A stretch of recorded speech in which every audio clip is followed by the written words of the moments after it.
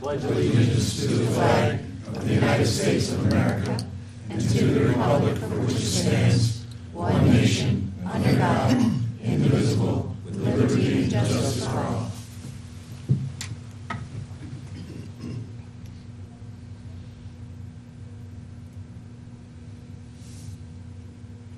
Thank you. Proclamations. Music in Our Schools Month in Cayuga County has already been presented. Donate Life Month in Cayuga County, April 2018. Justin, would you like to present that, please? To Sue? Are the mics on? That's what you have to email, right? Sheila's just too far away from her. Can't hear. Do you want me to read the whole thing?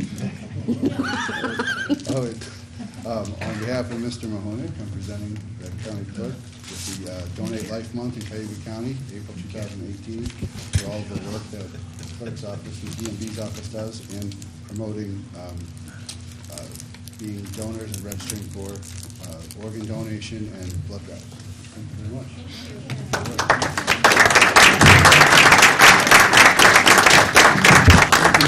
I just want to say real quick that I'm very, very proud of our DMV. They've taken a leadership role in New York State. We've done this for 8 years, having all different kinds of things to promote organ donation.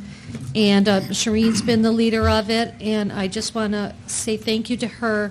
And we've saved a lot of lives. We've helped people, and we're also in touch with all of the county clerks across the New York State in doing this, and so very proud of it. So if anybody can come on Monday, April 2nd, we're going to be having a kickoff. I always say cook-off by mistake, but that's really bad.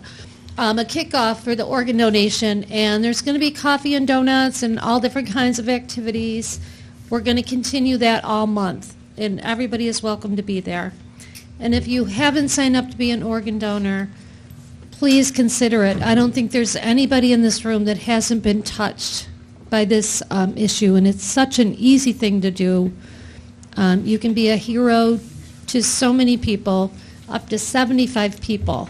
You can help with their lives, enhance their lives, or help them have a life. So I want to thank everybody.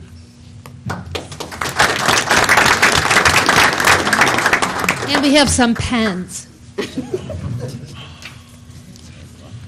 Mr. Mahonik, I just wanted to ask Sue, if I got a heart on my license, does that mean I'm a donor? Yes. It does, okay.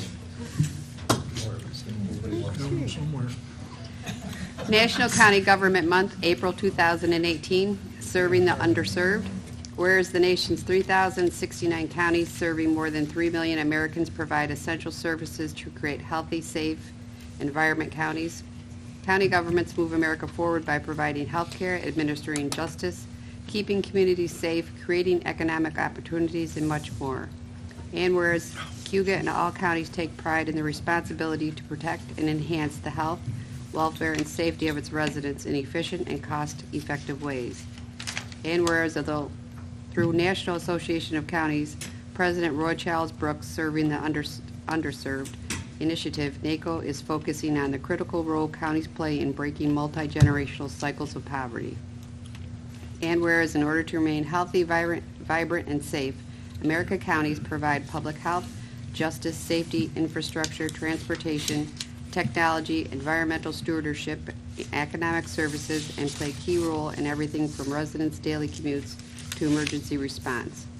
And whereas each year since 1991, the National Association of Counties has encouraged counties across the country to actively promote their own programs and services to the public they serve. And whereas Cayuga County departments are actively operating health, education, treatment, employment, advocacy programs that reduce stigmas and interrupt the conditions that foster generational cycles of poverty. Now therefore be it resolved that Patrick B. Mahonik, Chair of the Cayuga County Legislature, does hereby proclaim April 2018 as National County Government Month and encourages all county officials, employees, schools, and residents to participate in county government celebration activities. The This is for you, Justin. Ray, you come up. And Kathleen. Kathleen. Just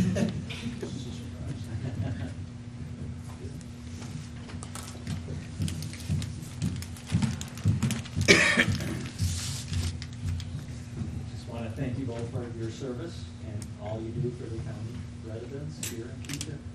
So if one of you would like to take the mic or both, go ahead. Well, I'm sure Ray has a few good things he could say, but we certainly appreciate being acknowledged for the work that we do, and we gladly do for the constituents in our community, in our county, and we couldn't do it without the support of everybody here. So thanks.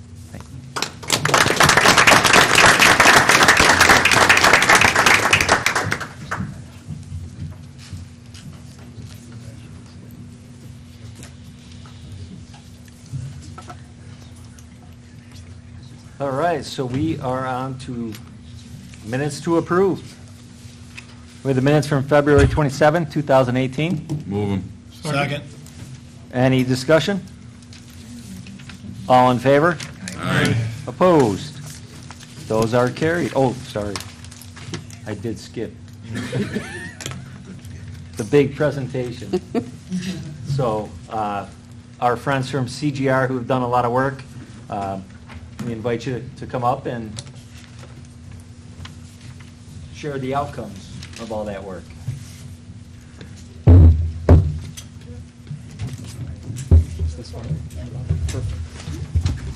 Thank you very much. Good evening, everybody. I'm Joe Stefko. I'm joined with my colleagues tonight, Paul Bishop and Steve Hanmer. We're going to tag team the presentation, and I know that the legislators have electronic versions of our presentation on your iPads. In the interest of time and to make sure that we reserve some time for a question and discussion, we're going to move as expeditiously through the slides as possible. I also want to acknowledge Hafiz Akram, who's a CGR fellow from SUNY Brockport with us this academic year. Hafiz and the three of us, we were not the entire CGR team in this project, but certainly represent the core of the project. So just in the interest of establishing some background, in 2017, Cayuga County initiated this project, and you see the quote there. This was in your original RFP, you'll recall. To look for opportunities to, in your words, streamline, refocus, and reorganize your operations here in Cayuga County. How can you innovate? How can you get more efficient? How can you do things more cost effectively? And you established some context for that in your original RFP. The context is not a surprise to anyone in this room, right?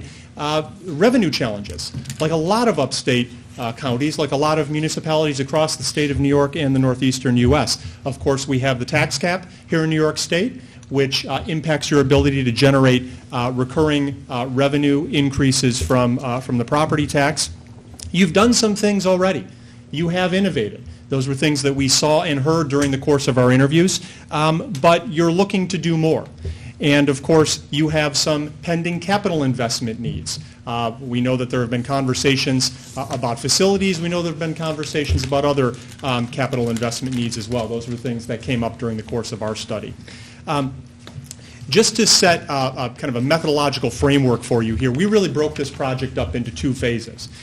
We spent the first 3 or 4 months of the project in what we call our baseline phase. It was getting a sense of how the county already does what it does, what services you deliver, how you're structured to deliver those services, how you deploy your people and other assets to deliver those services to residents of this community.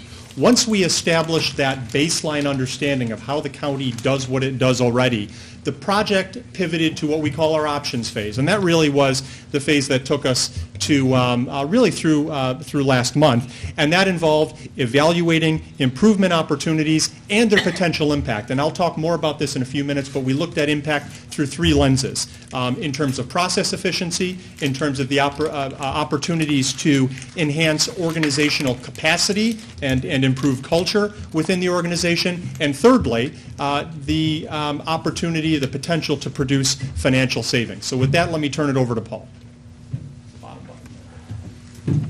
Thanks. So